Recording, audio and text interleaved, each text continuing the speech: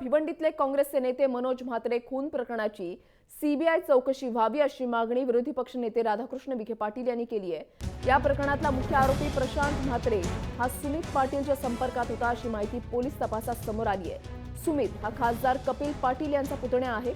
तसंच मारेकरी आणि दोघांमध्ये फोनवरून संभाषण झाल्याचे पुरावेही पोलिसांकडे आहेत। दरम्यान पोलिसांवर राजकीय दबाव आल्यानेच मुख्य आरोपीला पकडण्यात अपयश आल्याचा आरोप विखे पाटील यांनी केलेला आहे। याविषयी राधाकृष्ण विखे पाटील यांच्याशी संवाद साधलाय आपले प्रतिनिधी रामनाथ दवणे यांनी।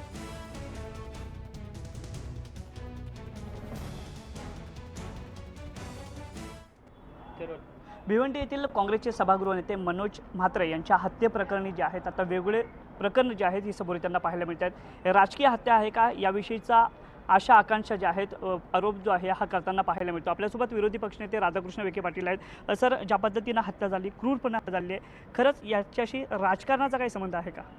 इतकं उघड दिसतंय। मनोज म्हात्रे हे काँग्रेसचे सभागृह नेते होते, ज्येष्ठ नेते होते आणि त्या मतदारसंघातीलच खासदारांचा त्या ठिकाणी नाव घेतलं जात आहे। त्यांचे पुतणे जे आहेत ते त्यांचा थेट संबंध त्या खुनाशी आहे। कॉल रेकॉर्ड जर पाहिले तर कॉल रेकॉर्डमध्येच हे लक्षात येईल की यांच्या सूचना होत्या ह्या सगळ्या हत्या होत असताना त्या गुन्हेगारांना संरक्षण त्यांच्याकडे घरी दिलं गेलं अशी माहिती समोर येते।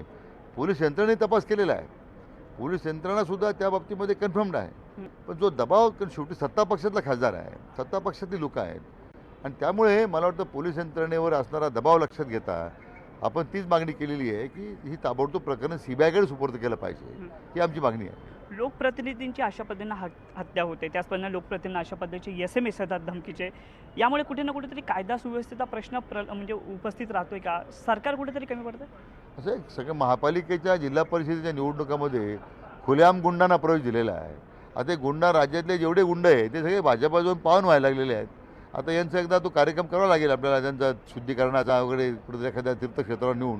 पण दुर्दैवानं जर गुंडांना एवढं राजश्री मिळतो, अभय मिळतं, उघड माथ्याने ते फिरत आहेत, राज्यातल्या कायदा सुव्यवस्थेची स्थिती एवढी चिंताजनक आहे। राजकीय खून जे होत आहेत ते तर आणखीन गंभीर आहे। पण मी म्हटल्याप्रमाणे गुन्हेगारीला अभय मिळतो त्या ठिकाणी कोणत्या कायदा सुव्यवस्थेची आपण चर्चा करणार? नक्कीच मनोज म्हात्रे यांच्या हत्या प्रकरणानंतर कायदा सुव्यवस्थेचा प्रश्न जो आहे हा मोठ्या प्रमाणात गंभीर होत असल्याचं या ठिकाणी राधाकृष्ण विखे पाटील सांगतायत। संबंधित मनोज म्हात्रे यांच्या खुनाचं प्रकरण जे आहे ही याची चौकशी सीबीआयने करावी अशी देखील मागणी आपण करणार असल्याचंही या ठिकाणी विरोधी पक्षांकडून सांगण्यात येत आहे। कॅमेरामॅन महेशसह मी रामनाथ दवणे, मुंबई।